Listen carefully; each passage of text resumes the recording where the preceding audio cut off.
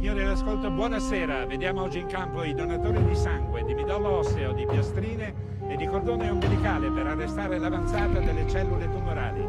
Si stanno preparando e c'è chi attende da una vita un gioco di squadra massiccio con l'intervento di tutte le donazioni. Ecco le squadre che entrano in campo e si tratta di un incontro impari. Per questa sera la partita ha bisogno di tutti loro. Si parla di uno schema A, B e 0, con un rinforzo di piastrine, di midollo osseo e in difesa troviamo le cellule staminali del cordone ombelicale. Partiti! Azione scorretta su midollo osseo che si rialza immediatamente. Signori, questa sera nessuno cincischia. Si fa vedere e riceve piastrine. Azione tambureggiante, si allunga sulla fascia. Cambio di campo, passaggio alla donatrice di cordone ombelicale. Brutto intervento da dietro commesso ai danni di piastrine. Atterrata anche la donatrice, l'arbitro chiama il fallo.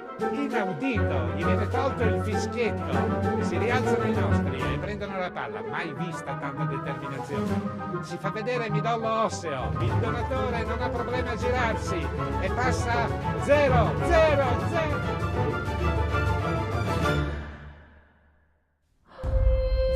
Assegno, gol!